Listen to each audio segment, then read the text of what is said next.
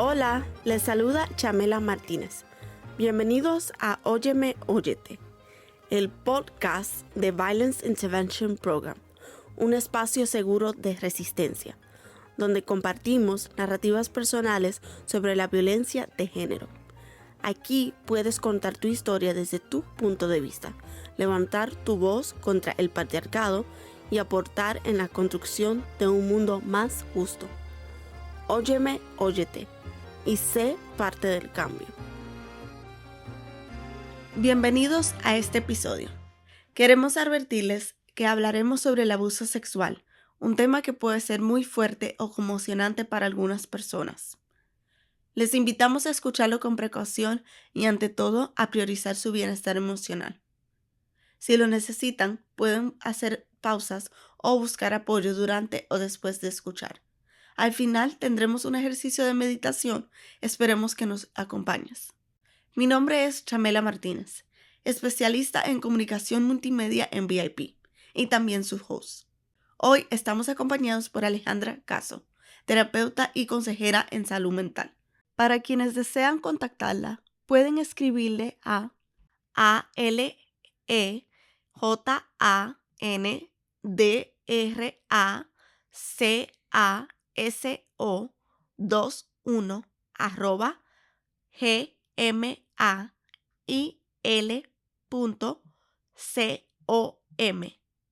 alejandracaso21@gmail.com. Gracias, Alejandra, por estar aquí hoy y compartir tu conocimiento con quienes nos escuchan. Hola, buenos días a todos. Mi nombre es Alejandra Caso. Yo soy mexicana, vivo en Nueva York desde hace 16 años. Soy terapeuta y consejera en salud mental. Durante muchos años, como 12, fungí como directora en una organización sin fines de lucro que se especializa en ayudar a sobrevivientes de violencia de género. Y bueno, dirigí varios programas de abogacía, de terapia, de empoderamiento económico, de muchas cosas más. Hoy por hoy ya no hago ese trabajo. Ahora hago consultoría para organizaciones sin fines de lucro, también que se especializan en violencia de género como VIP. Y también tengo una práctica privada donde veo niños, adultos, adolescentes con una especialidad en trauma. Y también parejas, también tengo una especialidad en terapia de pareja y de familia. Y bueno, pues hoy estoy aquí para que tú me entrevistes y me hagas preguntas y espero responderlas lo mejor posible. Gracias, Alejandra, por compartir quién eres, qué haces y por estar aquí con nosotros. Empecemos con la primera pregunta, que es, desde tu experiencia como terapeuta, ¿cuáles son algunas de las consecuencias emocionales o psicológicas más comunes que enfrentan sobrevivientes de abuso sexual? Pues mira, como te he comentado en otras ocasiones, Chamela, es un poco complicado dar una receta perfecta de cuáles serían los síntomas, cuáles serían las consecuencias, cómo un sobreviviente va a vivir el tema del abuso sexual, porque, bueno, primero que nada, cada individuo es diferente, tiene personalidades diferentes, recursos diferentes, redes de apoyo diferentes. Entonces, todo eso es, digamos que el contexto en el que se vive el abuso sexual va a determinar mucho la reacción de la persona. También el tipo de abuso sexual va a determinar mucho. No es lo mismo una persona que ha vivido abuso sexual continuo, constante, recurrente, que una persona que tal vez tiene una instancia o dos de abuso sexual. Tampoco es lo mismo una persona que vive abuso sexual en su infancia que una persona que vive abuso sexual en la edad adulta o en la edad adolescente. Son diferentes momentos de desarrollo, entonces el cerebro, la psique tienen diferentes capacidades de integrar el trauma a diferentes edades. Luego también es diferente si el abuso sexual es algo que ocurre, digamos que la persona que daña o la persona que abusa es una persona conocida, una persona dentro de la familia, dentro del núcleo de amigos, o si es una persona extraña.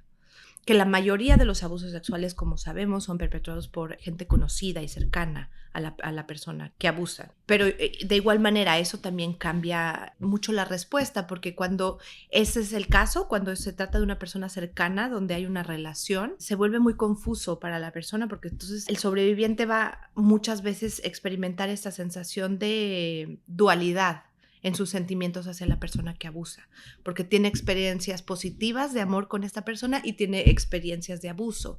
Entonces, el integrar eso se vuelve más complicado también. También otras cosas que te van a influir mucho van a ser qué pasa cuando el sobreviviente, bueno, primero que nada, si el sobreviviente se atreve, puede, tiene el lenguaje de expresar lo que le pasó y lo que le hicieron. Hay personas que se lo guardan, hay niños chiquitos que se lo pueden guardar, gente adulta, hay gente que sí lo expresa y se lo expresa a gente con la que tiene mucha confianza, un apego seguro. Y entonces, a veces los padres, ¿no?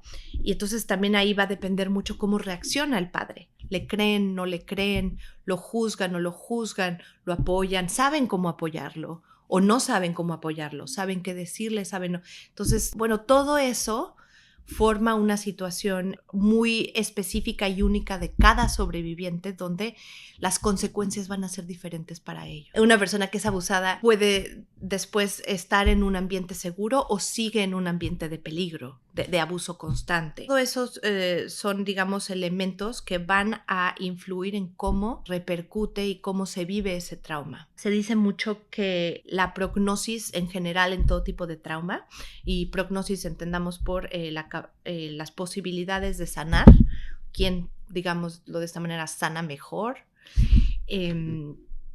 dependen mucho también de, uno, tu red de apoyo. Si eres una persona que tiene que vivir ese trauma en aislamiento, en soledad, no tienes nadie que te pueda ayudar, o si tienes una red de apoyo fuerte que te mantiene segura, que te está ayudando, que te alcanza los recursos necesarios para salir adelante. O si, y bueno, esa es una, la red de apoyo, y el otro factor que también influye mucho en la prognosis es qué tanto tu vida va a cambiar después del trauma. Hay personas en que viven una experiencia de trauma, en este caso de tipo de índole sexual, y tal vez el resto de su vida se mantiene completamente idéntico. Digamos, imaginemos que es una persona extraña la que abusa de ellas, entonces no la tienen que volver a ver nunca, no está en su familia, y entonces, digamos, menos factores de su entorno se ven modificados, su vida no cambia tanto. Que obviamente, ahora, una persona que tal vez también tiene un abuso sexual por un extraño, su vida puede cambiar de manera interna. ¿Qué tal que esa persona no puede funcionar al punto de que no puede levantarse a trabajar? Y entonces pierde su trabajo. Y entonces no tiene cómo mantenerse, cómo sostenerse. Entonces ya tiene implicaciones económicas, ¿no? Eso es un ejemplo de miles. O es una persona que se aísla y entonces deja de ver a sus amistades y entonces pierde a sus amistades. O es una persona que decide contárselo a sus papás y sus padres se enojan con esta persona y la regañan o la castigan. Entonces también pierde ahí un vínculo. Ahí su entorno está cambiando. Su vida, tal cual la conocida, se modifica. Entonces, entre más se modifique para lo negativo, después de un abuso sexual, de un trauma, la prognosis se vuelve un poquito más complicada. Son tantas cosas que pueden pasar a la misma vez y todo depende de cuándo haya pasado, cómo haya pasado y quién lo haya hecho. Y no sé, como sobreviviente me pongo a pensar en mi propia experiencia de cuando yo eran 18 años, era en el momento que yo quería como hablar de lo que me había pasado en mi infancia, pero era pensando todo eso, cómo mi vida iba a cambiar después que yo hablara de eso, después que yo le diera voz a eso que me había pasado, que nada más era yo que sabía. Y entonces son todos esos factores que te pueden implicar, que uno en el día a día no lo piensa, es como que, ay, bueno, si me pasa algo, yo hago lo que pueda cuando pase por eso, pero cuando pasas por un abuso sexual, siento que todo tu entorno cambia. Y también, Chamela, hay factores muy individuales, ¿no? La personalidad, el temperamento de cada persona.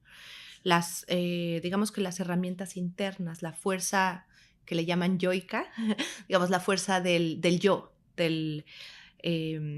y eso también influye, ¿no? Cómo una persona va a poder salir adelante y va a encontrar las formas. Sí, exacto.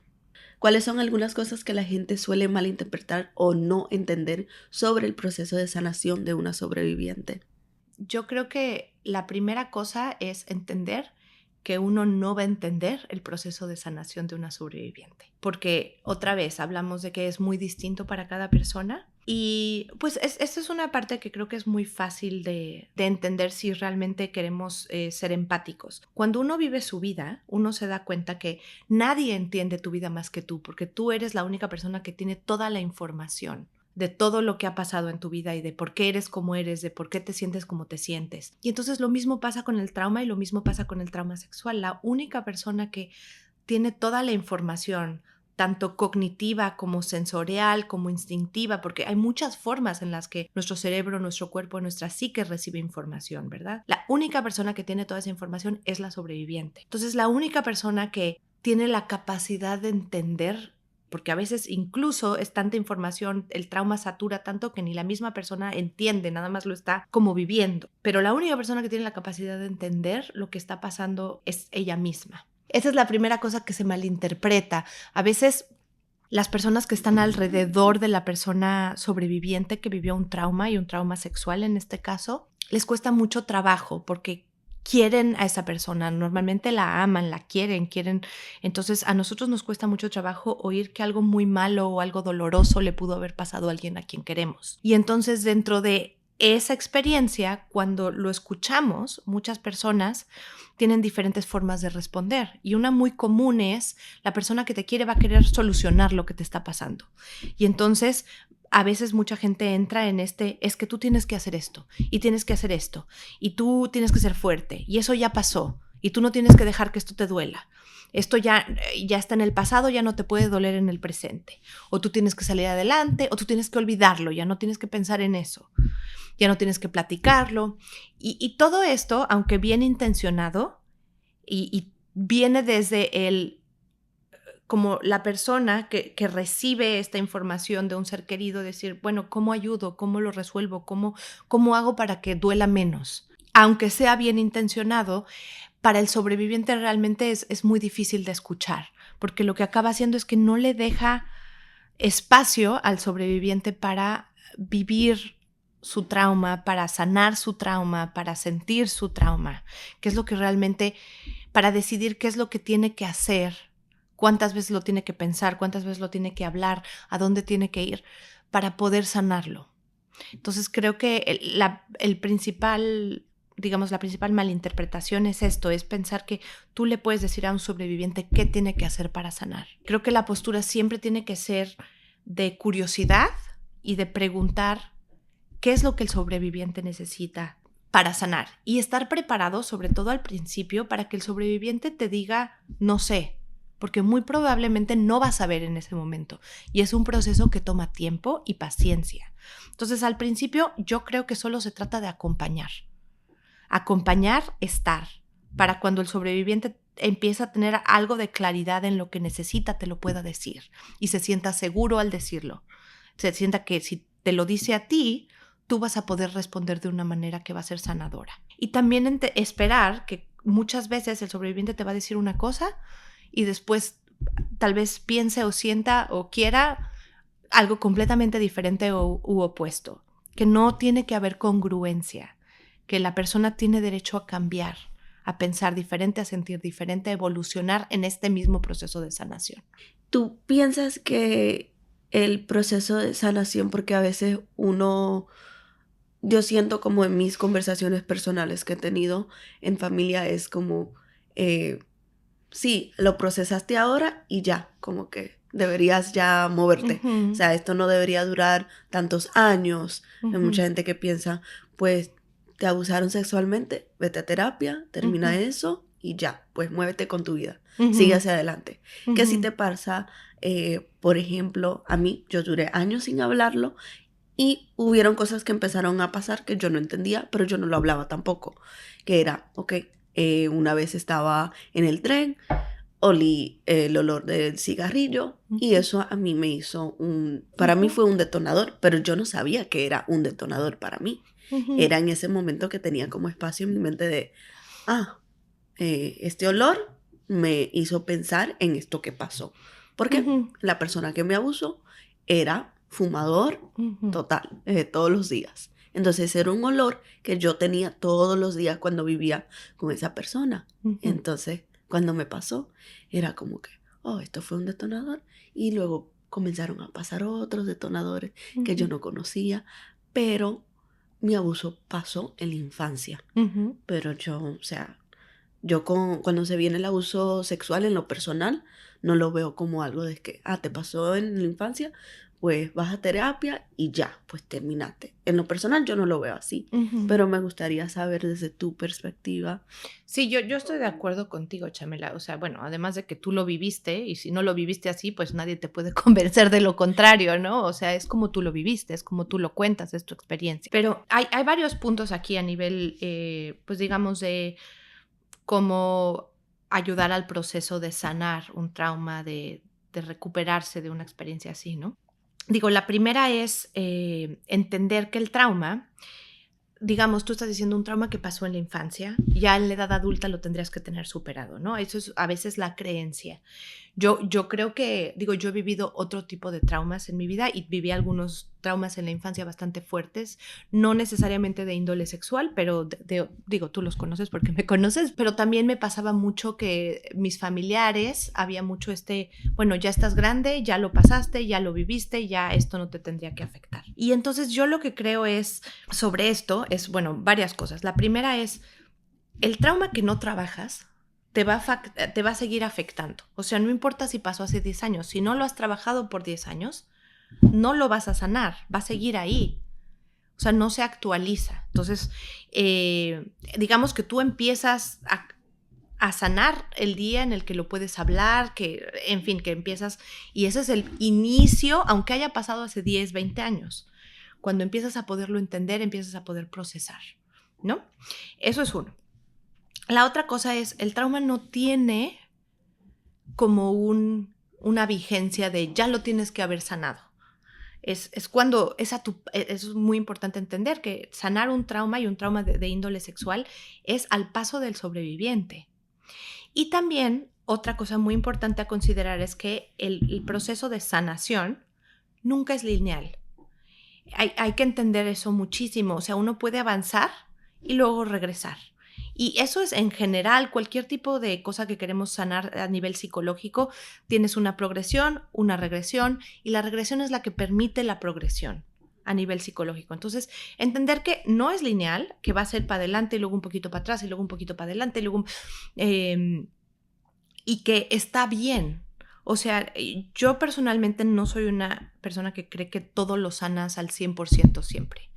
Es como...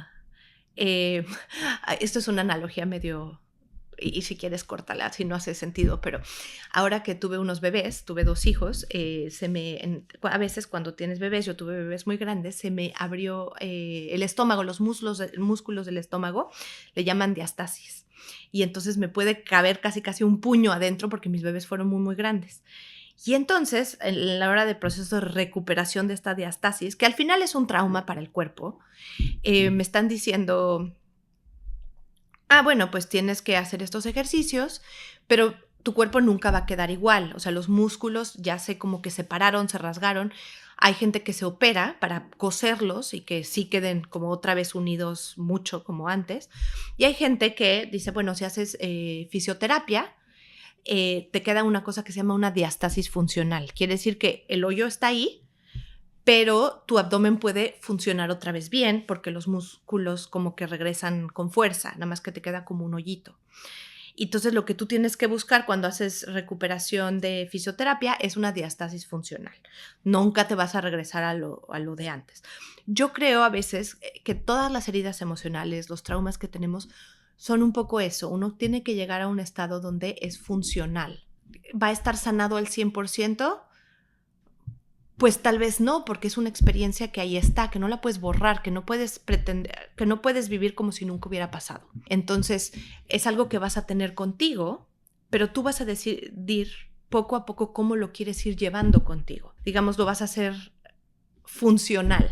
¿Cómo puede ser lo que me pasó algo funcional, algo que me permita seguir funcionando en mi vida? No solo funcionando, sino seguir viviendo de manera feliz, plena, sabiendo que ahí está. ¿no? Que ahí está ese evento de mi vida que fue un evento difícil, que ha sido un evento difícil de ir sanando, pero cómo puedo llevarlo conmigo de una manera sostenible, como esta diástasis funcional. Entonces, eso es un poco lo que creo. También creo que los traumas, bueno, yo y gente que habla de trauma, que ha estudiado esto por mucho tiempo, que los traumas también se reeditan conforme diferentes momentos de nuestra vida van pasando. Entonces, tú dices, bueno, yo a los 18 años tuve esta experiencia con un detonador y me regresó a mi infancia. Y entonces, digamos que a nivel adolescencia tú ya estabas en otro momento de desarrollo, podías integrar más cosas, entender más lo que estaba pasando, y entonces te llega este detonador. Cuando uno empieza a entender más lo que nos pasa, muchas veces necesita revisitar ese trauma, porque necesita entender ese trauma desde el desarrollo que uno ya tiene. Lo que uno entiende a los 18, uno empieza a entender lo que le pasó a uno a los 7 con el desarrollo y el cerebro desarrollado de una persona de 18. Y necesitas hacer eso, porque entonces le das otro sentido, porque entiendes más las cosas, tienes un cerebro más, un nivel de desarrollo socioemocional, cognitivo, etc., etc., que es mucho mayor. Ahora, después hay momentos de la vida. Por ejemplo, tal vez si en algún momento, yo no sé si tú quieras o pienses tener hijos, pero si en algún momento tú tienes un hijo, tal vez te va a preocupar cómo lo vas a proteger para que no le pase lo que te pasó a ti. Y entonces ese va a ser otro momento en el que tu trauma va a volver al presente y lo vas a tener que acomodar conforme tu experiencia presente. Como la mujer de la edad que tengas que decidió tener un hijo y que ahora está viendo ese miedo reflejado en su hijo. Y entonces ahí regresa y lo reacomodas. O sea, es un trabajo continuo. Entonces, eso es lo que creo. No tiene que ser un tema de victimizarnos o puede ser un tema que poco a poco nos puede ir empoderando si sabemos, si podemos decir, mira, esto fue algo dificilísimo y yo soy tan fuerte que pude. Y ahora que me está regresando con esta nueva experiencia de vida que tengo, sé que voy a poder, porque si pude en el pasado, puedo en el presente. Exacto, sí. Siento cuando hablaste también me hizo recordar y que alinea mucho con la vida real de que yo a los 24, o sea, cuando falleció mi mamá, ahí el trauma también volvió de nuevo y yo era como que, yo me sentía como que la más cagada. Yo sentía, no, pues es esto y también estoy reviviendo esto y siento que no entiendo nada, siento que como que no estaba sanando para nada, sentía como que estoy reviviendo y me estoy quedando en el mismo puesto y que nadie alrededor entendía de que sí, estoy viviendo otro trauma, perder a alguien, o sea, sin esperar, pero también reviviendo el trauma de ser abusada cuando era chiquita. Claro, y ahí, Chamela, creo que es importante para las personas que han vivido estas experiencias que cuando este tipo de cosas les pasan, que tienen detonadores, que entiendan un poco o entender un poquito cómo los detonadores funcionan. O sea, un detonador por definición es una experiencia pasada que se viene para el presente.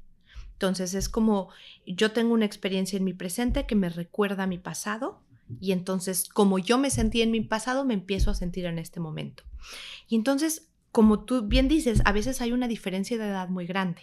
Entonces a ti te pasa a los 24 años que tienes este detonador muy grande que fue la muerte de tu mamá y hace que te regrese mucho todo lo que pasó en el contexto del abuso sexual, porque también me imagino que tu mamá pues estuvo ahí mientras esto pasaba, ¿no? O sea, digo, estuvo físicamente.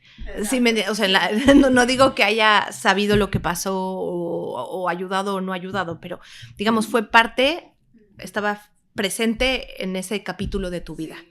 Entonces, obviamente, y además las mamás y los papás, por definición, en teoría, son las personas que están supuestas a protegernos, ¿no? Sobre todo cuando somos niños. Y hay que entender esto, no es para culpar a los... El único responsable de un abuso sexual es la persona que lo comete, no es culpar a los padres de esto, porque, pero a veces la realidad es que los papás no pueden proteger a sus hijos, no es que no quieran, pero no pueden. Y entonces hay que partir de la base que mientras no estés dañando a alguien, tú estás haciendo lo mejor que puedes, pero a veces lo mejor que uno puede no alcanza. Y entonces es difícil para el niño porque decir, bueno, esta es la persona que me tiene que proteger y me siento tan inseguro y esta persona no está pudiendo protegerme porque no sabe, porque le da miedo, hay miles de razones, no vamos a ahondar en eso, pero bueno, regresando a lo que estábamos hablando, cuando a ti te pasa esto a los 24 años, lo que pasa con los detonadores es que nos hacen sentir en el momento como si tuviéramos, yo no sé a qué edad te pasó esto, pero te voy a poner 6 años. Entonces, esta persona de 24 años, de repente, emocionalmente se siente de 6. Y entonces ahí es donde nos empezamos a sentir muy perdidos, porque todos los recursos que conocemos y sabemos que tenemos a los 24 como que se nos van.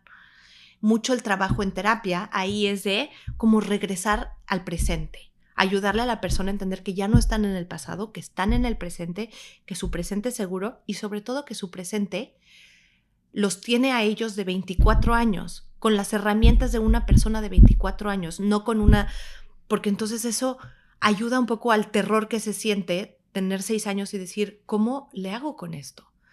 Entonces decir, mira, a los 24 tú ya aprendiste muchas cosas y tú puedes ayudar a esa niñita un poco interna de 6 años con lo que la persona de 24 sabe. Entonces, pero en el momento de que el detonador llega, uno se olvida de que tiene 24 años y se siente como si tuviera 6. Entonces es un poco regresar a, es normal que te sientas así, pero no tienes 6 años. Tienes 24 y ahora sabes esto, y ahora puedes hacer esto y esto y esto y esto y esto para mantenerte segura, para estar bien, para sanar. Y lo que no sepas todavía, puedes ver la manera de buscarlo, de aprenderlo, de avanzarlo. Sí, total, de acuerdo.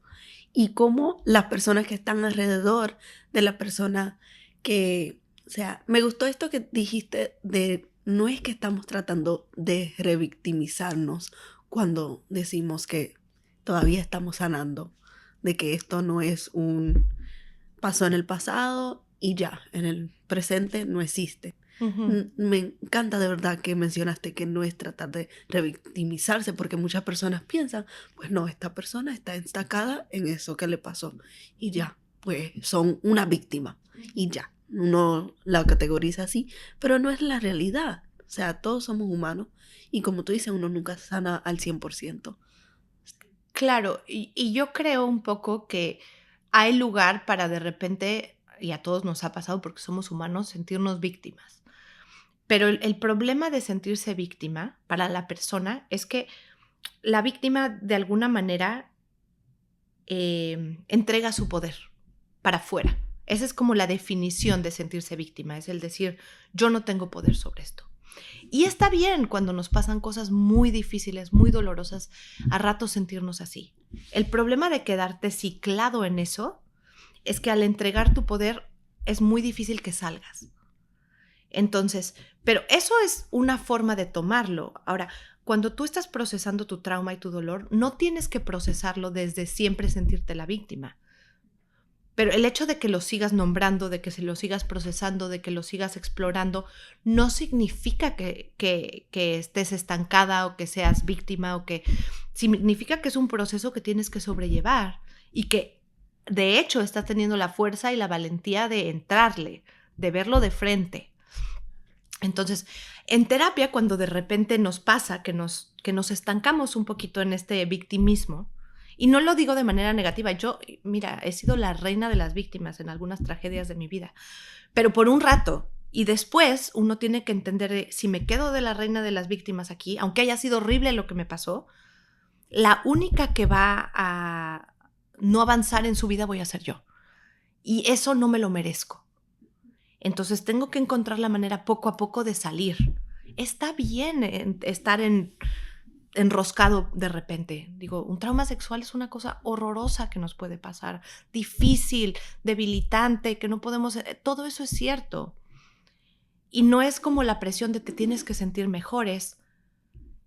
Idealmente nos queremos sentir mejor para que ese trauma y esta cosa tan horrible que nos hicieron, sobre la que no tuvimos control, no acabe con nuestra vida. O no nos quite la posibilidad de de sanar, de vivir una vida plena, de seguir adelante. Eso es lo que queremos impedir, ¿no? Pero entonces, para eso a veces se necesita ser la víctima un rato. Y después decir, ok, bueno, ahora, ¿cómo le voy a hacer para salirme de esto? Y a veces, y salir, otra vez regresando a eso, hablar de tu proceso y sentir tu proceso, no es para nada ser víctima, es a veces entrarle. Entonces yo creo que un buen terapeuta también se puede dar cuenta cuando la persona que está en su clienta, la que está en terapia, lleva mucho tiempo en un ciclo vicioso de victimismo. Y ahí sí hay que tratar de sacarlos como terapeutas de diferentes formas, pero empoderando, nunca culpando, nunca haciendo sentir como vergüenza. Y ahí sí hay que sacarlos, pero por el bien del paciente, porque para eso te están pagando. O sea, ese es tu rol. O si no te están pagando, para eso están viniendo contigo. O sea, eso es tu trabajo. Pero yo te digo, creo que hay espacio para las dos, para revivir tu experiencia desde una posición de fortaleza, de verlo de frente y de empoderarse. Yo creo que, y bueno, esto hablando de culturas, ¿no? Tú y yo venimos de culturas latinas.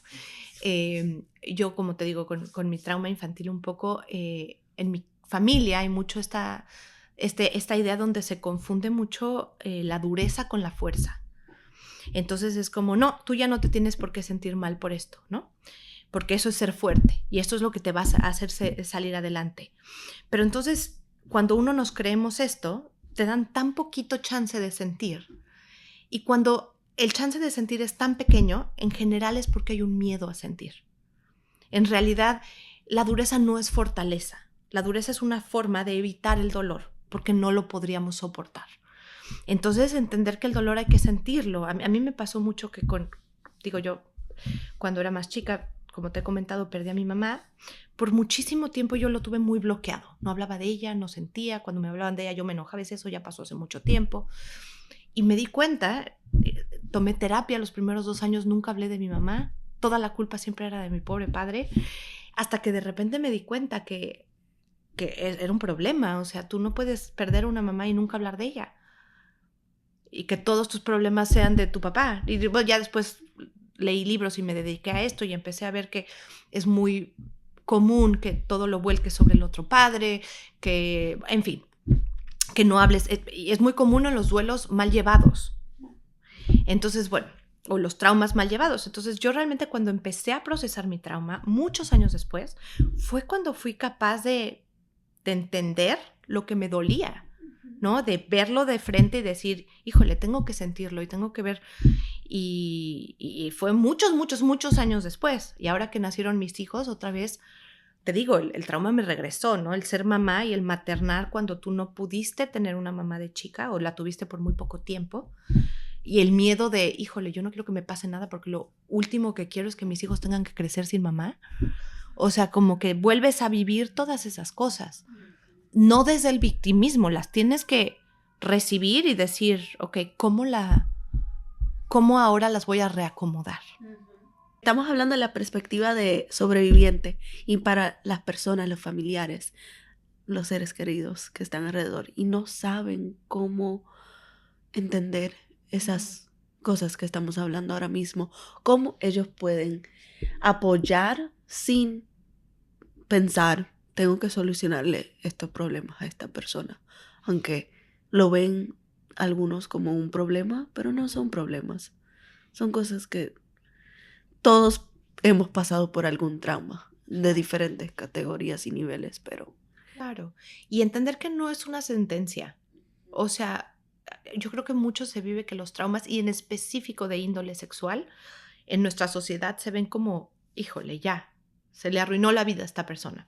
No es cierto, de verdad que no lo es. Sí te puede arruinar la vida si no tienes los apoyos y los recursos necesarios para salir adelante. Por eso es tan importante lo que organizaciones como VIP hacen, ¿no? Pero no te tiene que arruinar la vida. Los seres humanos somos resilientes, los seres humanos podemos salir adelante. Y la verdad es que va a sonar muy cursi, pero con amor, con contención, con buenos apegos, con buenas comunidades, buenos apoyos sociales, la gente sale adelante y es muy feliz. Entonces hay que realmente, aunque para la gente que lo está viviendo ahorita y que no siente o ve la posibilidad de cómo van a volver a ser felices o cómo van a regresar a su vida, tal vez nunca regresen a su vida como era antes, eso sí. No, uno no puede olvidar cosas que pasan, ¿no? Hay que entender eso. O sea, yo cuando venían clientas y me decían, es que yo nomás me quiero olvidar de eso, hay que ser súper honesto como terapeuta.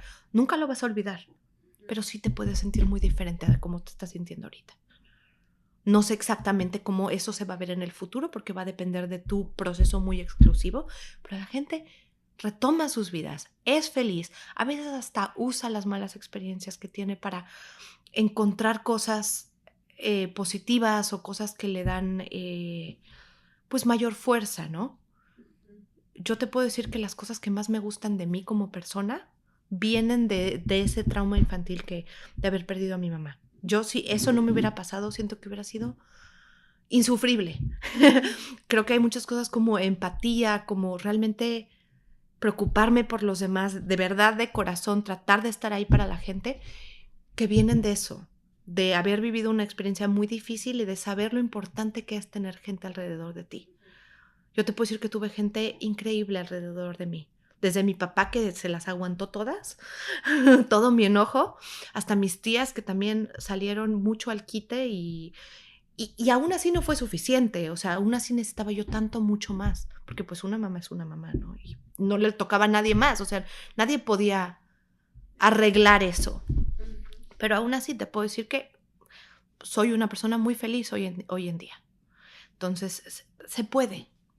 En fin, regresando a cuál era tu pregunta. No, ese es un muy buen punto. O sea, también para añadir de que sí se puede salir adelante. O sea, a mí lo que me pasó, yo tenía 4 años y yo, o sea, los primeros años hasta la adolescencia, no recordaba mucho. O sea, para mí eso fue como pasó y ya. Pues se quedó en el olvido hasta que, obviamente, en mi vida hubieron, ¿cómo le llamas? Detonadores. Detonadores.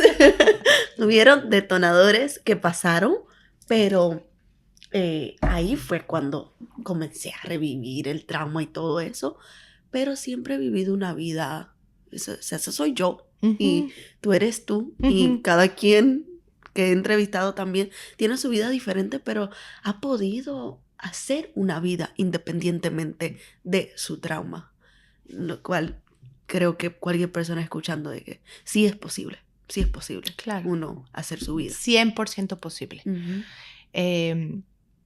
Bueno, entonces, ¿y la bueno, pregunta sí, era? Y la pregunta era, Pero es que se me olvidó. ¿cómo familiares y amistades sí pueden apoyar, mostrar ese apoyo? Sin... Lo primero que creo que sería súper importante para la gente, los seres queridos, familiares, amigos, quienes sean, es realmente esta idea de primero examinar su propio dolor ante lo que les acaban de contar o hasta o ante lo que están presenciando. Cuando yo me entero que un ser querido mío está sufriendo por algo traumático, ¿qué me pasa a mí adentro? Porque te digo, esta respuesta de querer decirle a la otra persona cómo sanar viene desde el no poder tolerar el sufrimiento de alguien a quien yo quiero. Y entonces lo necesito como que resolver, ¿no? Y entonces ahí es donde no le das espacio a la persona que vivió el trauma de decidir, de ver, de no poderlo resolver en ese momento, que está bien no poderlo resolver. El no poderlo resolver en ese momento no significa que no lo va a poder resolver en el futuro, pero necesita paciencia y espacio. Es muy difícil dar espacio cuando a ti también te está doliendo, cuando a ti también te está rebasando. Entonces, primero es, antes de tener una reacción, decir, ¿qué me está pasando a mí? ¿Cómo yo recibo esta noticia? Y ya que le das espacio a lo que te está pasando a ti, poderlo poco a poco separar. En psicología le llamamos compartimentalizar. Quiere decir, este es mi dolor y esto es lo que yo necesito y yo me voy a encargar de mí. Pero ahorita, ¿cómo puedo yo estar para esta persona? Entonces, lo primero es no saltar a soluciones. Si realmente siento que no puedo, a veces es solo estar. La verdad es que el poder de solo estar al lado dar un abrazo, si es que un abrazo es o sea, preguntar, porque también a veces cuando hay trauma sexual, el tocar a alguien puede no ser lo que la persona quiere o puede ser lo que la persona quiere. También a veces uno dice, como esta persona vivió un trauma sexual, no lo voy a tocar porque no vaya a ser que lo active, ¿no? No vaya a ser un detonador. Pero la verdad es que también mucho en terapia hay que aprender a pensar en que hay formas de tacto seguras y formas no seguras. Y eso también es muy valioso, que la persona puede experimentar un abrazo seguro, ¿no?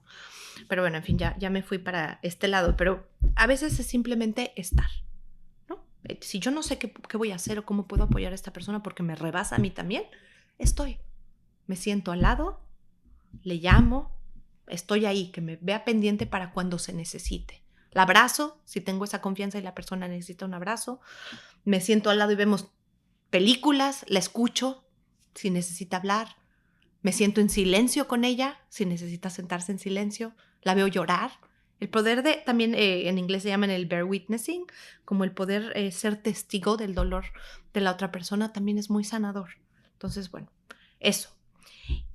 Y otra cosa que es muy sencilla y a la gente se nos va, preguntar, ¿qué necesitas?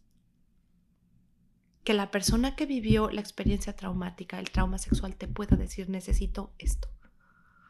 Y también estar preparado para que, como creo que ya lo habíamos dicho en esta entrevista, que te puedan decir, no sé, y está bien.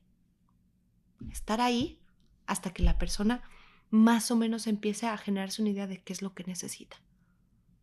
Darle ideas de repente, esto o esto o esto, sin abrumar mucho. No, pues esto, ok. Nada de eso, ok. Simplemente, o sea, a veces se trata de hacer menos y realmente activarse menos, que a veces uno se activa Y bueno, otra parte que es completamente, sí hacer menos, pero muy importante, sobre todo con sobrevivientes de trauma sexual, creerles. A los niños, a las niñas, a las personas, a quien sea que te lo está diciendo, a tu hermana, a tu hijo, a tu mamá, creerles. A tu hermano, a quien sea, muy importante. Porque mucho va a depender su proceso de sanación de cómo tú respondas a que él te cuente su trauma. Yo mucho pregunto en terapia a las clientas y a los clientes, ¿esta es la primera vez que hablas de ello? Muchas veces es sí, muchas veces es no. Cuando es sí, ¿cómo te sientes de decírselo a alguien, ¿no? Por primera vez. Y entonces empiezas a procesar eso.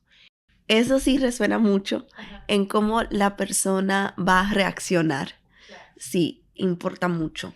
Y para mí ese era como uno de los miedos también, cómo la persona iba a reaccionar. Si mi papá me iba a creer, si me iba a botar en la casa, si iba a pensar que yo hice algo, lo que sea. Todos esos pensamientos te corren en la mente. Claro, y sobre todo en culturas, que todas las culturas son así, desafortunadamente, donde sí hay como estos elementos patriarcales que nos influencian a todos, hombres, mujeres, personas no binarias. Siempre tenemos el peso de la cultura patriarcal, ¿no? Que nos está diciendo un poco culpa al sobreviviente. O justifica a la persona que causa el daño. Entonces, bien importante pensar en eso también. Sí. Gracias, Alejandra. Para una persona que ha vivido violencia o abuso y que quiere empezar su proceso de sanación, pero que tal vez se siente con miedo, vergüenza o confundida, ¿qué primeros pasos y accesible podría tomar? Pues yo creo que las personas que han vivido violencia, abuso, en específico de trauma sexual, cuando el trauma sexual está muy ligado también a como la vergüenza. Es algo como muy impresionante a nivel psicológico, como cuando tú no eres responsable de algo que te pasa. En general el trauma es así, la culpa es parte de uno de los síntomas que el cerebro desarrolla o la psique desarrolla para protegernos de cualquier tipo de trauma, ¿no? Pero cuando se trata de trauma específicamente sexual, hay un elemento de culpa y de vergüenza, como si algo hubiera pasado que te manchó, que te ensució, que que ya es irreparable, ¿no? Y entonces creo que eso hace que se vuelva mucho más difícil admitirlo, decirlo, pedir ayuda. Y creo que hay que entender que, otra vez, el proceso es el proceso de cada quien y las sobrevivientes y los sobrevivientes tienen que ir a su paso. Pero bueno, si tú sabes que te está pasando algo así y tienes ese miedo de buscar ayuda, de decirlo en voz alta, a veces uno no quiere decir las cosas en voz alta porque se vuelven más reales. Entonces, si tienes eso, pero también estás identificando que este trauma te está afectando mucho a tu funcionamiento, a tu felicidad, te está generando síntomas de depresión, de ansiedad, detonadores, de muchas cosas que te pueden pasar, impactando tu capacidad de relacionarte, de apegarte, en fin. Si tú sientes eso y quieres de alguna manera trabajarlo y sanar y liberarte de ese peso que no deberías de cargar y que es difícil de cargar, creo que el primer paso es decir, entender que va a haber días donde te vas a sentir muy fuerte, vas a decir, yo puedo, lo voy a decir, voy a ir a buscar ayuda. Y va a haber días donde digas, no hombre, esto que no se entere nadie. Y no quiero que, o sea, es como no, que me lo quiero guardar porque no sé, me da pavor pensar en lo que va a pasar si alguien se entera, ¿no? O si lo digo en voz alta. Y saber que está bien vivir en esa dualidad. Ahora, lo que yo diría es decir, bueno, cuestionarme qué es lo que yo me atrevería a hacer ahorita, qué es lo que yo siento. ¿Qué paso pudiera yo dar ahorita? En esos días donde me siento valiente. Decir, bueno, pudiera yo decirlo, pero tal vez a nadie de mi familia, a nadie que me conozca, a un extraño, a un terapeuta, quiero ir a un instituto para que nadie sepa. Eso es a lo que yo pudiera atreverme en este momento. Y entonces en ese momento empezar a buscar recursos. Y tal vez buscas el recurso y dices, no hombre, no me atrevo porque... Entonces ahí lo dejas el recurso, ya avanzaste un paso, buscaste. No te atreviste a llamar, está bien. La próxima vez que te sientas valiente, ya tienes el recurso, vas, lo buscas, haces la llamada, ¿no? Y así, poquito a poquito, conforme tú vas pudiendo y en tu paso, ir buscando esas ayudas. Hay gente que dice, no, hombre, a un extraño no se lo quiero contar. Yo a la única persona que le puedo contar es a mi mamá porque confío en ella, porque tenemos un apego muy bueno, pero me da mucho miedo pensar en cómo va a reaccionar. Bueno, entonces me acerco poquito a poquito a mi mamá y empiezo a ver cómo le puedo yo plantear esto. En fin, no sé si esto ayude mucho, pero son ideas que yo tengo de cómo poquito a poquito uno, incluso las clientas que vienen a procesar su trauma, un buen terapeuta de trauma siempre va a ir a tu paso. Entonces yo les decía, bueno, ¿hasta dónde? Y siempre la regla era en el momento en el que esto se vuelva demasiado, me dices, ya no, aquí paramos por hoy. Y a veces tenía clientas que podían ir 10 minutos, a veces que podían hablar 60 minutos del tema, a veces 10. Bueno, no 60 porque nunca hacía yo eso, pero 45. Siempre como terapeuta en este tipo de procesos necesitas dejar un espacio para hacer mucho, regresar al presente, lo que en inglés le llaman grounding, que ahorita se me está yendo un poco la palabra en español, pero el poder regresar al presente, el poder, digamos, desactivar al cuerpo para que no salga a tener todos los mecanismos de defensa que pudieran ser inseguros afuera. Entonces, bueno, pues uno puede hacer eso, pero bueno, a veces yo tenía clientes que llegaban y ese día podían 40 minutos, síguele. Y había días que no sé qué había pasado en esa conversación, algo había sido muy fuerte, que a los 10 minutos ya no puedo. Aquí cerramos y hacemos otra cosa. Y entonces hablábamos de otra cosa durante la terapia. Entonces, ir checando con ellas. Vamos bien, cómo te sientes, cómo van tus síntomas. Ya como terapeuta tú empiezas a conocer los síntomas. Si es una persona que disocia, si es una persona que tiene detonadores, la empiezas a observar y checas. No, sí puedo seguir, no puedo seguir. ¿Hay alguna herramienta o práctica sencilla de autocuidado o manejo emocional que recomiendes para quienes no tienen acceso inmediato a terapia? Pues mira, yo creo que hay miles. Y todo depende, otra vez, ya vas a decir que parezco disco rayado, pero todo depende del individuo.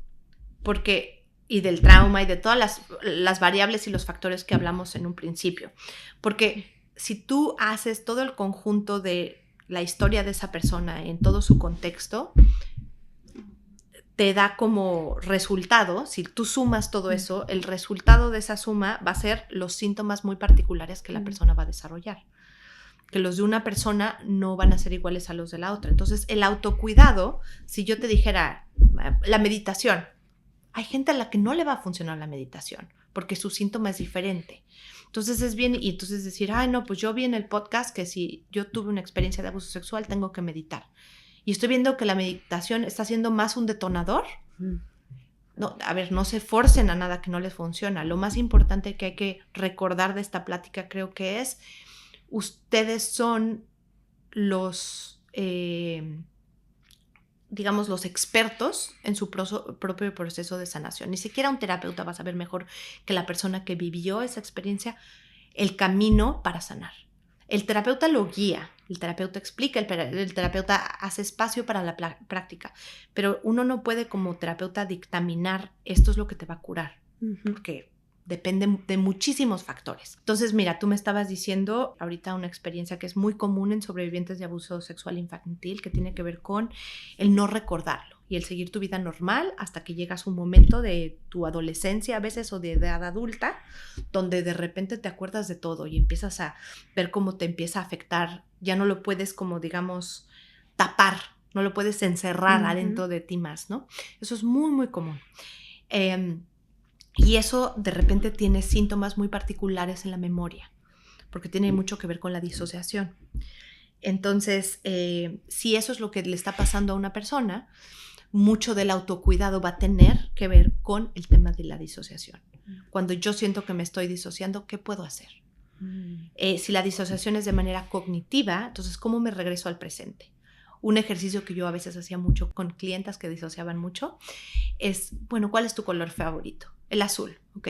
Cuando yo veía que estaban empezando a disociar, cuando estábamos hablando mucho de su narrativa de trauma, y entonces empezaban con los síntomas que yo ya conocía, porque conocía a la clienta, le decía, bueno, ¿cuál es tu color favorito? No, pues el azul. Ok, búscame en este cuarto 7 cosas azules. Cuéntame del 1 al 20, empezando por el 20 para atrás. Pero todas esas son maneras de regresar al presente y de trabajar con detonadores cognitivos. Tú puedes tener detonadores emocionales, físicos, y entonces tienes que hacer diferentes cosas. Hay diferentes tipos de grounding y van a depender siempre del síntoma de la persona. Entonces no te puedo dar una en específico, tendría que ser muy personalizado a la persona que viene. Exacto, sí. Y eso es muy importante saber, porque muchas veces pensamos, yo recuerdo cuando estaba trabajando en otro trabajo y había tocado el tema con una compañera y ella me había dicho, y no me lo cogía a pecho, era como que, ok, ahora lo pienso y es como que, no sé, cada quien tiene su forma de lidiar con lo que pasa. Yo también fue abusada sexualmente cuando era pequeña y me contó mi experiencia, me contó de su experiencia, así.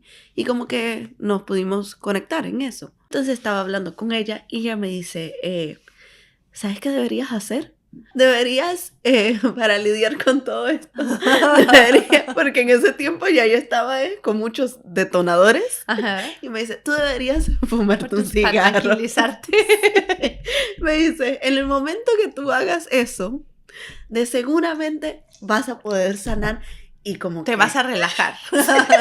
Sí, me dijo, fúmate un cigarro porque eso era lo que tu persona que te abusó hacía, así que eso te va a dar empoderamiento. Yo nunca lo hice, pero fue algo que esa persona me dijo como que hazlo y creo que esto te va a ayudar. Y yo nunca lo hice porque era como que... Pero ahí, a ver, ¿qué es lo que te dice tu ser, tu persona? ¿Te decía, sí, fúmate un cigarro o no? No, que no. Eso no me va a ayudar. No, o sea, no lo veía como una forma de ayudarme. Entonces, es súper importante que los sobrevivientes confíen en su instinto. Porque una cosa que pasa mucho con este tipo de trauma, en cualquier tipo de trauma, pero sobre todo trauma de violencia de género, ya no solo sexual, sino también, por ejemplo, violencia familiar, violencia doméstica, es que las personas empiezan a no confiar en su instinto, a dudar de ellas, ¿no? Entonces es muy importante que en ese momento tú digas, no, a mí eso no me va a sanar. Esa es tu respuesta. Aunque te lo diga el profesional, la amiga, la mamá, quien sea, tú sabes mejor que nadie, de manera visceral, si eso te va a funcionar o no. Si lo que, por ejemplo, en esta misma plática, muchas veces te he estado diciendo lo que te resuene y si no, córtame.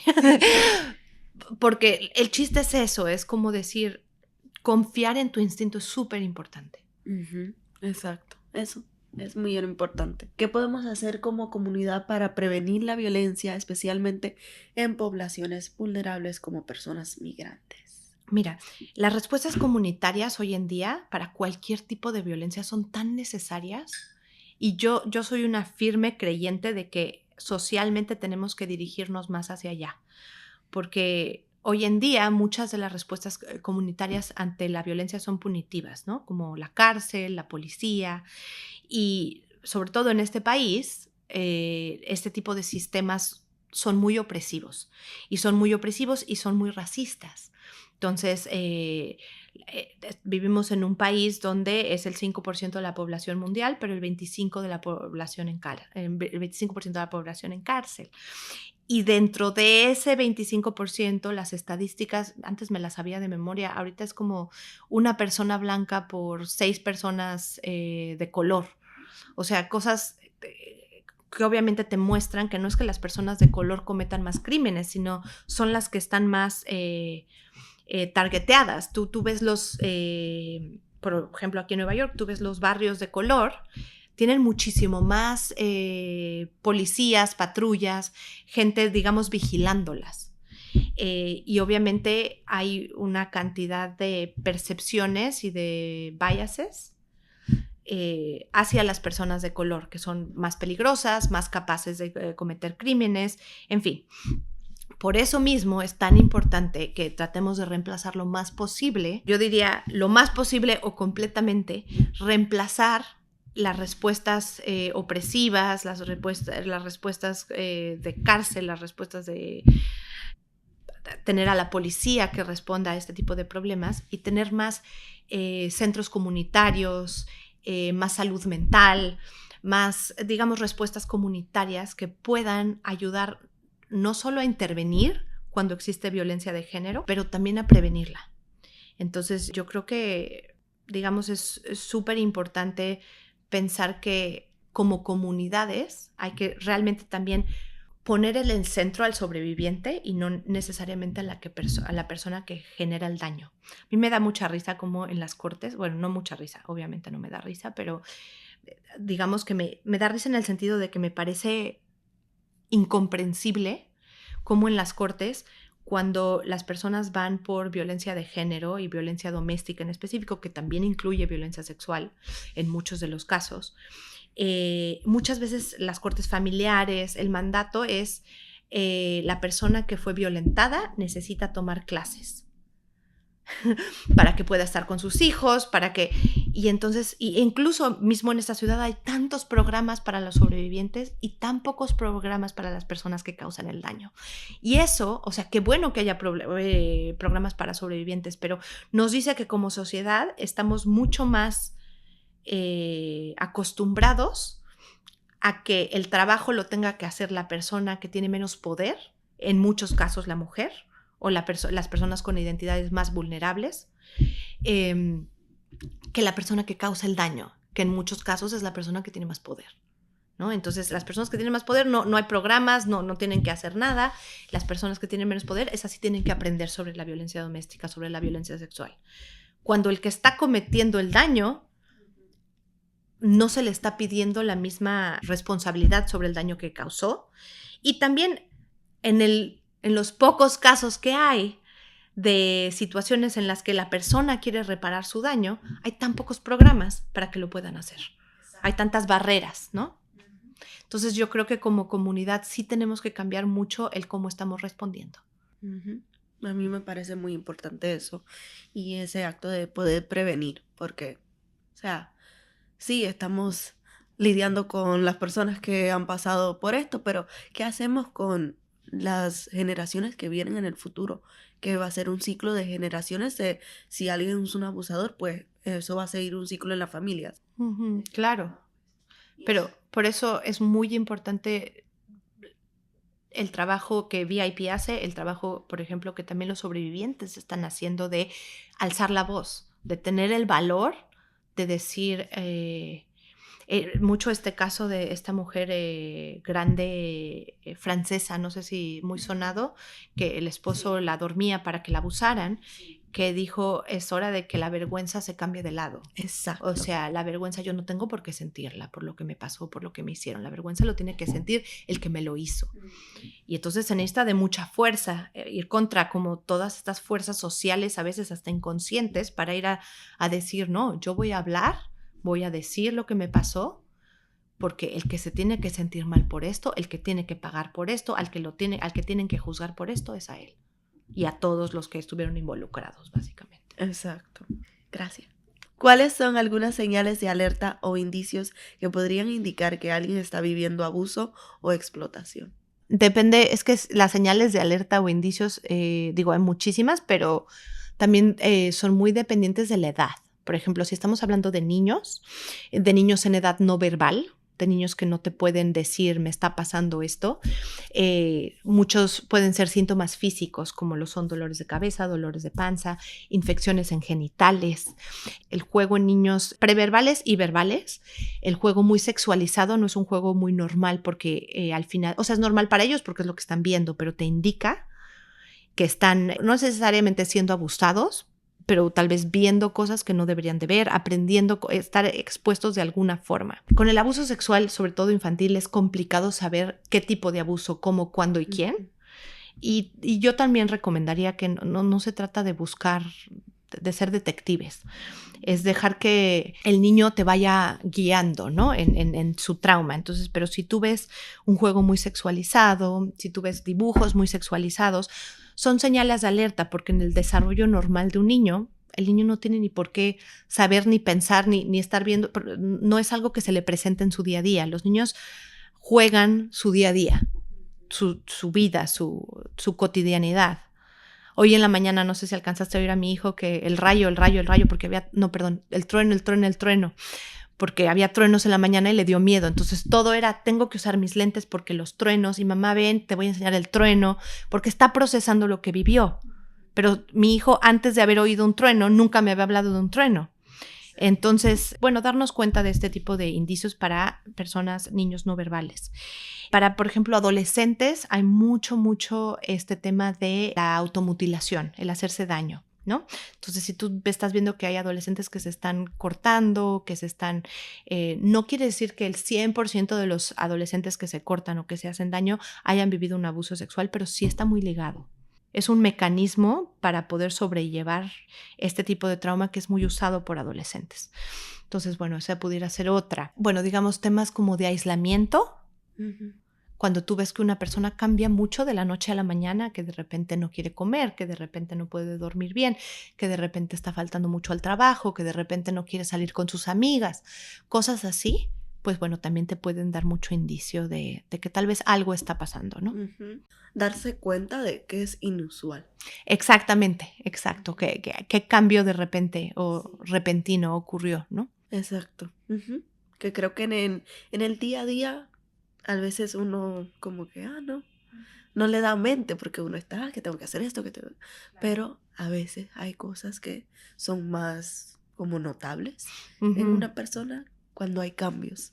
Claro. Y bueno, una cosa que es muy importante, que entra dentro de esto y dentro de la prevención y de la respuesta comunitaria es, para los niños en específico y desde niños, hablarles de manera muy abierta de lo que es el abuso sexual, de las situaciones que pueden ser peligrosas y darles mucha psicoeducación del cuerpo.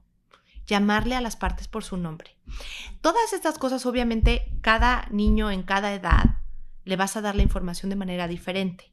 Porque los niños, por ejemplo, mi niño de 3 años puede procesar la información corta, ¿no? Entonces tampoco le voy a dar una explicación muy larga porque no la va a retener. Pero, por ejemplo, puedes empezar por llamarle a las partes por su nombre. Entonces yo de repente digo, Matías, no te agarres el pene porque te lo estás irritando. Y entonces mis vecinos allá abajo donde jugamos me ven con cara como sonriendo y jajaja, y hay que evitar eso. O sea, el pene y la vagina son partes del cuerpo, como la mano y los ojos. Porque entonces si uno no usa las partes adecuadas, ¿cómo va a saber el niño venirte a decir, esta persona agarró mi pene o lastimó mi vagina? Si yo no sé como niño cuál es la palabra de lo que me hicieron ni cómo me lo hicieron, entonces es muy importante que usemos las palabras como son, que le hablemos a los niños de las partes privadas y por qué son privadas, qué implica que sean privadas, quién puede tocarlas, quién no puede tocarlas, que ellos tampoco pueden tocar las partes privadas de otros niños o de otros adultos, qué hacer si alguien toca nuestras partes privadas o nos pide que toquemos sus partes privadas. Realmente tener estas conversaciones en cuanto el niño empieza a ser verbal. Mira, yo normalmente como terapeuta de niños recomiendo, cuando los papás me preguntan, ¿cuándo le puedo enseñar a mi hijo o hablarle a mi hijo de tal o tal cosa? Y te estoy hablando no solo de cosas sexuales, sino como también de temas sexuales, sino también hace poco tengo una amiga que desafortunadamente perdió a uno de sus hijos, entonces tiene hijos más chiquitos, ¿cómo se lo explico, no? Entonces yo siempre, la guía con los niños es, conforme te vayan preguntando, es que ellos están ya listos para recibir la información. Un niño que te pregunta es que ya a nivel desarrollo está pudiendo recibir la información. Obviamente la información desmenuzada para su edad, o sea, información corta si son niños chicos y como clara y en fin. Pero cuando se trata de temas de abuso sexual, desafortunadamente vivimos en un mundo donde el peligro está ahí antes de que el niño tenga digamos, la capacidad y el desarrollo para integrar lo que pudiera ser un abuso sexual. Entonces, esas conversaciones yo sí recomendaría darlas en cuanto son verbales, en cuanto el niño empiece a entender. Aunque en ese momento te vea con cara de, ¿cómo esto puede pasar? Yo uso mucho un video que me gusta mucho, que es para niños chiquitos en español, que si quieres luego te paso, de mi hijo lo ve y entonces me dice, ¿podemos ver el video de las partes privadas, mamá? Y para que él entienda, y está muy bien explicado para su edad. Sí. Entonces, pero otra vez, eso es algo que desafortunadamente sí recomiendo adelantarlo, porque hoy en día los peligros están expuestos a esos peligros antes mismo de que su desarrollo llegue a un punto donde pueda entender lo que es. Uh-huh. Sí. Gracias, Alejandra. ¿Qué papel juega la sanación colectiva o comunitaria cuando hablamos del trauma? ¿Quieres agregar algo más a eso? No, tú quieres que, o sea, no, te creo que hemos hablado mucho de eso. La única cosa que no hemos dicho tanto es tal vez este tema de la importancia a veces de los grupos de apoyo de personas que han vivido lo mismo que nosotros hemos vivido. Y entonces cuando tú sanas de manera comunitaria hay diferentes recursos y cada persona se puede sentir cómoda con diferentes. Hay veces que hay personas que sanan de manera comunitaria con su familia, si tienen un apego muy seguro, ¿no? Con su madre, su padre, su hermana, quien sea su hermano. Hay personas que sanan de manera comunitaria. Sanar de manera comunitaria como madre hacia un hijo no es muy indicado porque obviamente es un peso que no le vas a poner a un hijo, pero sí le puedes poner a un hermano, sí le puedes poner a una mamá, sí le puedes poner a un papá, a alguien en quien tú confíes. A veces uno se siente más cómodo con los amigos, también esa parte. A veces uno se siente más cómodo con terapeutas o gente profesional que se dedica a este tema. Y a veces uno se siente más cómodo con personas que han vivido las mismas experiencias que uno. Entonces, para eso los grupos de apoyo, los grupos terapéuticos para sobrevivientes de abuso sexual, que para pertenecer a ellos tienes que ser un sobreviviente de abuso sexual, a veces eso ayuda mucho, a veces es una combinación de varios de estos elementos lo que te va a ayudar. Si estamos pensando en los grupos de apoyo terapéuticos para sobrevivientes de abuso sexual, es muy importante entender que no todos los abusos sexuales se procesan de la misma forma y que es realmente no recomendado de manera clínica juntar personas que son sobrevivientes de abuso sexual en la edad adulta con personas que son sobrevivientes de abuso sexual en la niñez, con sobrevivientes de abuso sexual que son sobrevivientes de incesto, versus abuso sexual en la niñez por extraños o abuso en la edad adulta por extraños, que el abuso sexual sí tiene que ser muy parecido para que el grupo funcione, porque si no puede generar muchos detonadores en ese momento y también los síntomas que las personas van a presentar son inmensamente diferentes dependiendo de estos factores. Entonces tampoco va a ser de gran ayuda, porque van a estar viviendo experiencias muy diferentes, básicamente. Sí, eso para mí tiene mucho sentido común. Es como, no sé, yo me puse a pensar una vez, tenía una terapeuta cuando comencé a tener detonadores y me recomendó un grupo de sobrevivientes de abuso sexual, pero éramos todos diferentes. O sea, para mí no fue una muy buena experiencia y nada más fui a 2 sesiones y era todo en línea. Era en todo esto de la pandemia. Sí, Eso era también. en el 2020, no era Sí. que podía salir ahí Sí, a un terapeuta. sí, no. Sí, pero eso de tener diferentes, porque yo escuchaba, o sea, cada quien tiene algo diferente y no, o sea, yo lo sentía que yo relacionaba, porque escuchaba una que fue abuso sexual de tráfico humano, otra fue otro familiar, diferente edad, entonces éramos todos muy diferentes y es lo que menciona, o sea, de verdad tiene que ser, si vas a ser parte de un grupo, que sea relativo y creo que eso en lo que tú hablas es como responsabilidad del terapeuta Claro. de poder identificar, esta persona le haría bien y esta, sí. Elegir quiénes son parte del grupo. Claro. En un episodio previo del podcast tuvimos un círculo en el que yo era parte de ese círculo de justicia restaurativa y quería saber tu opinión de cómo puede este enfoque ayudar el proceso de sanación emocional y mental de una persona sobreviviente. Mira, yo creo que es un súper enfoque, es un enfoque un poco más novedoso, o sea, no tan nuevo, pero más nuevo que, digamos, la terapia más convencional y creo que es una gran alternativa a lo que estábamos diciendo antes también de respuestas como respuesta comunitaria, en vez de tener como a jueces, cortes, policías, dictaminar cómo se tiene que reparar el daño, el poder tener al sobreviviente o a la sobreviviente decir en qué términos quiere que se repare el daño es muchísimo más sanador, yo creo. Que muchas veces tenemos sobrevivientes que no necesariamente quieren que la persona que les causó daño vaya a prisión, o si por ejemplo son inmigrantes y se trata de una persona con la que están en pareja y es la persona que trabaja y que mantiene a sus hijos, mandarlo a prisión implica también un proceso de deportarlo, un proceso de perder, digamos que la estabilidad financiera para toda su familia. Entonces hay veces que las sobrevivientes no quieren eso, pero porque también tienen que ver por su propia sobrevivencia financiera y la de sus hijos, ¿no? Entonces creo que los procesos de justicia restaurativa, bueno, y también yo que he trabajado mucho con sobrevivientes de violencia doméstica, muchas veces tienes personas que dicen, yo amo a esta persona, lo que quiero es que deje de lastimarme.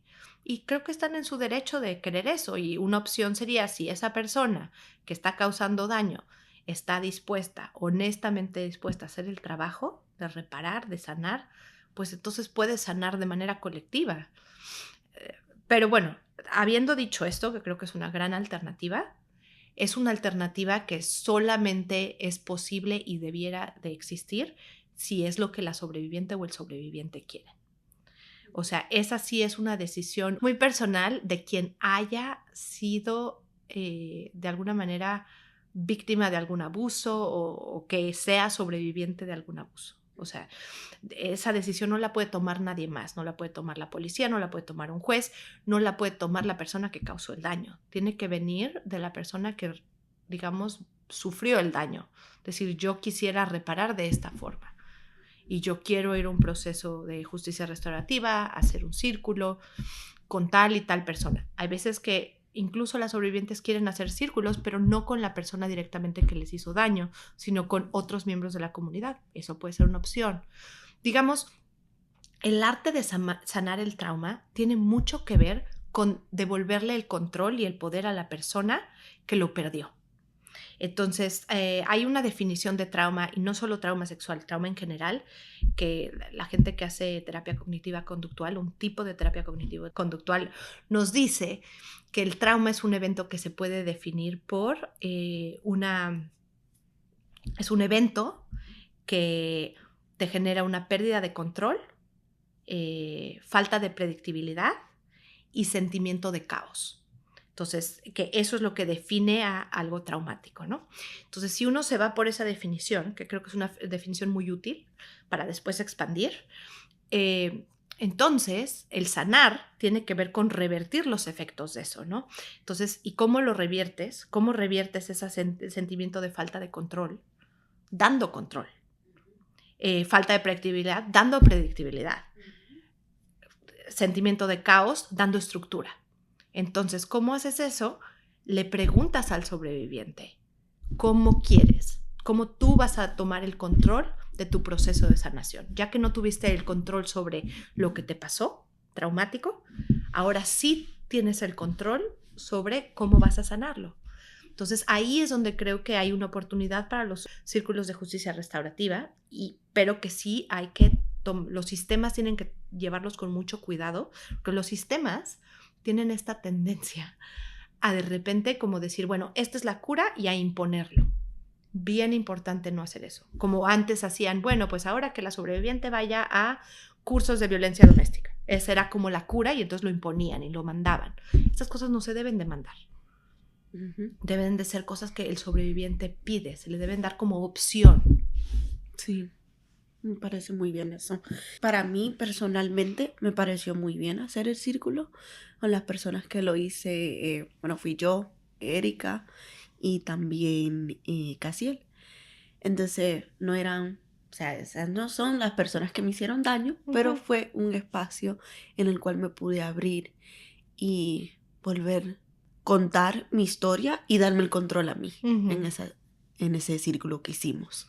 Fue muy, me ayudó mucho en hablar de los temas familiares y poder decir mi parte y qué es lo que me incomoda a mí, que yo hubiese querido que pasara o cuáles son cosas que yo hubiese querido escuchar hasta hoy en día mientras pasan situaciones y hablar de la persona que me causó ese daño. Pero me ayudó mucho, sí. ¿Qué mensaje de aliento o esperanza te gustaría dejarle a las personas que nos escuchan, especialmente a quienes todavía se sienten atrapadas, con miedo o solas en su proceso de sanación? Lo más importante, entender que un trauma sexual, un abuso sexual, no son una sentencia. Que cuando los estamos viviendo en ese momento sentimos que no hay, como ustedes dirían, o como mucha gente aquí diría, pa'lante, ¿no? Pero que sí hay. Entonces, realmente entender que uno no se va a sentir como se siente en el momento justo después del abuso o en el momento antes de haberlo trabajado o sanado. Que esa forma de sentirse no se va a quedar con la persona para siempre. Yo lo he visto con muchísima gente en terapia y la gente sana, se siente mejor, sana de diferentes formas. Lo que le funciona a una es diferente a lo que le funciona a otra, pero encuentra la forma. Entonces, y no solo encuentra la forma de sanar, a veces encuentra hasta la forma de empoderarse desde lo que le ocurrió. Por ejemplo, mírate a ti, Chamela. O sea, entiendo que estás en tu proceso de sanación, pero también estás haciendo una carrera de eso, estás aprendiendo, te estás llenando de herramientas, estás haciendo algo súper útil para otras personas que pudieran estar pasando por lo mismo que tú pasaste. Estás, digamos que combinando tu talento en temas como de comunicación y audiovisuales y todo lo que te gusta hacer por trabajo con algo que para ti de alguna manera pudiera llegar hasta ser como una misión, ¿no? Como algo, mira, esto es lo que a mí me pasó y esto es lo que yo quiero hacer, así es como yo lo transformo. Entonces, ese es un mensaje que yo creo que tu ejemplo es más fuerte y mucho más imponente que cualquier mensaje que yo pueda dar. Y también podría decir esta otra idea de verdad es más que nada un deseo que lo que sea que cualquier daño que les hayan hecho y que no haya estado en su control, que no dejen que eso les quite la felicidad. Porque no se vale. Porque de verdad que no dejen que eso les impida soñar y pedir y seguir adelante con las cosas que sí quieren de la vida, que sí son bonitas de la vida. Sí, eso es muy cierto. Muy lindo también a la vez. ¿Puedes guiarnos en un ejercicio breve de respiración, afirmación o alguna práctica sencilla de autocuidado con la que nuestras oyentes puedan cerrar este episodio de forma tranquila y segura? Claro que sí. Bueno, mira, se me ocurre que podemos usar una meditación guiada.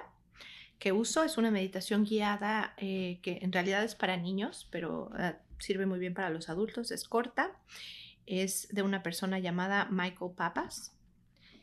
Solo para nombrar al autor, él obviamente la escribe en inglés, yo la voy a hacer en español. Pero bueno, antes de eso quisiera dar algunos puntos que creo que son importantes. Podemos hacer esta respiración, pero si en algún momento alguien que está oyendo este podcast se está sintiendo muy activado, que algún detonador le vino, como hemos platicado, es muy importante que puedan llamarle a alguna persona pues de su confianza, con la que se sientan seguros.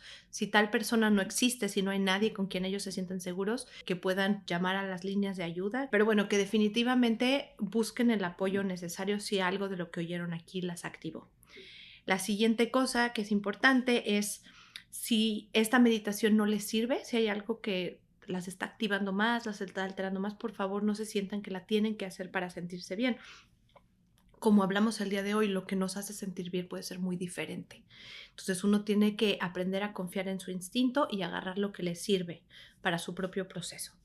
¿Ok? Habiendo dicho eso, yo les quiero compartir esta meditación que a veces puede ayudarnos a, si estamos muy en el pasado ahorita, en lo que nos estamos acordando, regresar aquí al presente.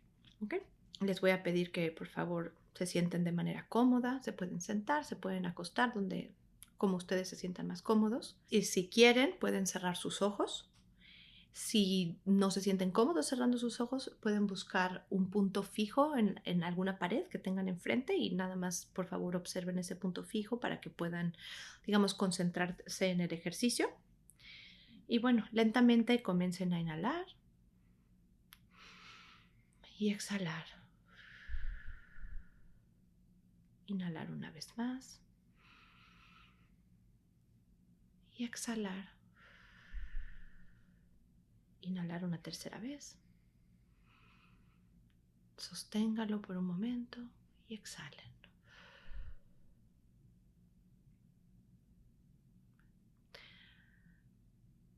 Traten de soltar su cuerpo de manera de que la silla o donde quiera que ustedes estén acostados o sentados sostenga su cuerpo lo más posible, que ustedes estén cargando lo menos posible su cuerpo. Relajen sus brazos, sus manos, sus piernas, su torso, su espalda, su cabeza.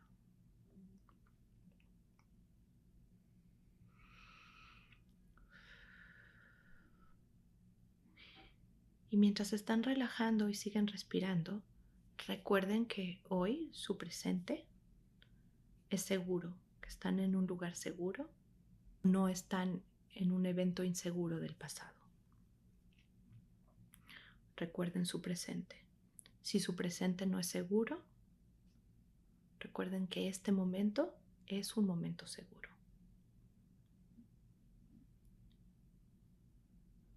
Y que idealmente este podcast, esta conversación, esta organización les puede dar herramientas para ir hacia un presente más seguro.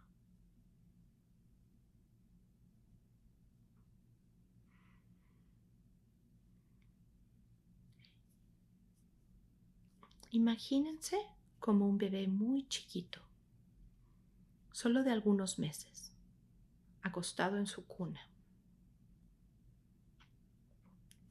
Tus ojos están muy abiertos.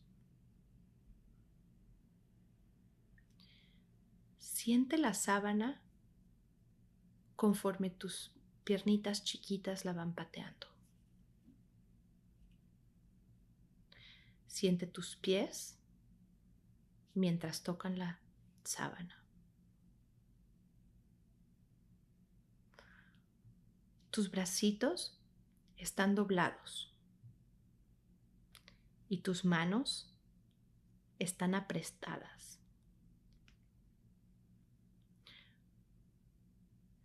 Tu boca está a mitad abierta y tu lengua está descansando adentro de tu boca, que no tiene ningún diente.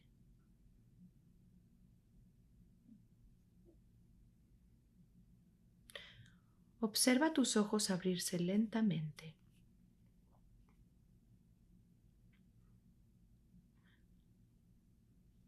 Observa el techo de tu cuarto.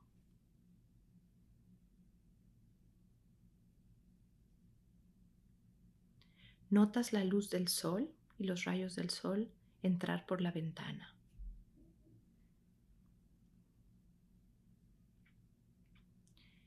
Mira las pequeñas partículas de polvo que pasan a través de los rayos del sol y flotan en el aire.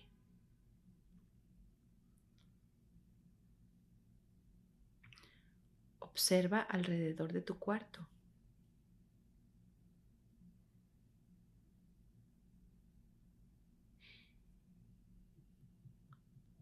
Y ve las cosas diferentes que al tu bebé le gustan mirar.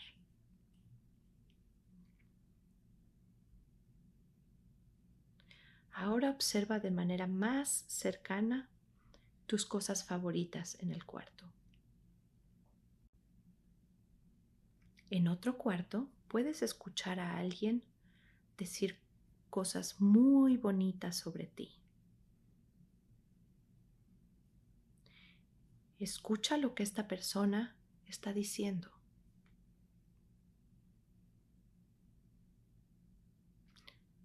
Ahora, otras personas están hablando y caminando hacia ti.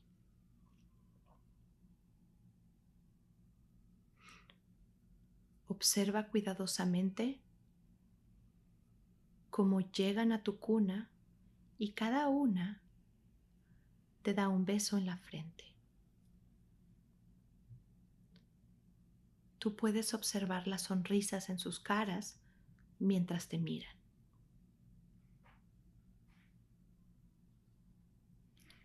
Escucha cuidadosamente mientras cada persona dice, te quiero.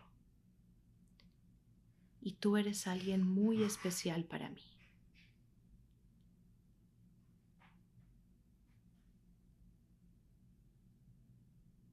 Escucha a cada persona decir esto.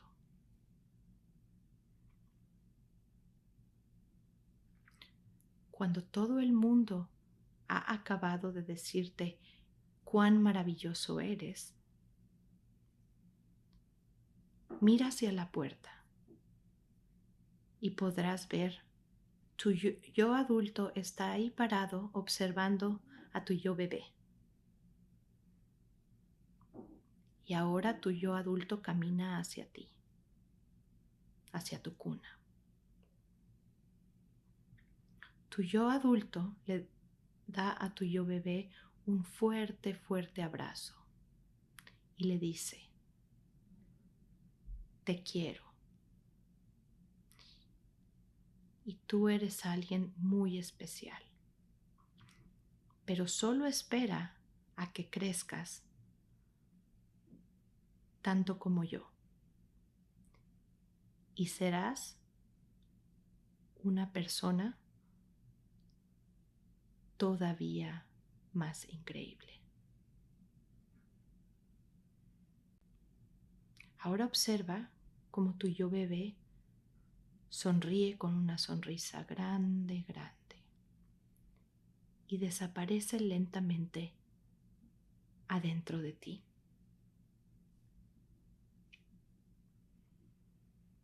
Mientras esto pasa, tú sientes tanto, pero tanto, pero tanto amor.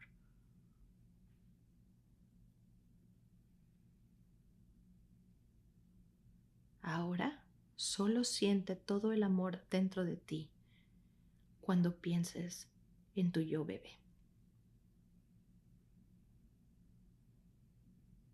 Respiramos profundo una vez y exhalamos. Y respiramos otra vez y exhalamos. Y respiramos una tercera vez. Sostenemos el aire y exhalamos. Y cuando se sientan listos, abran poco a poco sus ojos y reincorpórense a su presente.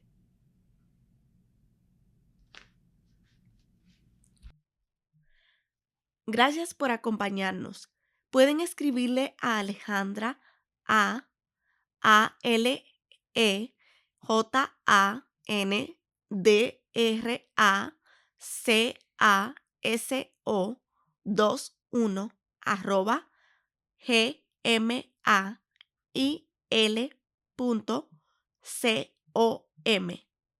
alejandracaso21@gmail.com. This is Chamela Martinez, Digital Outreach Specialist.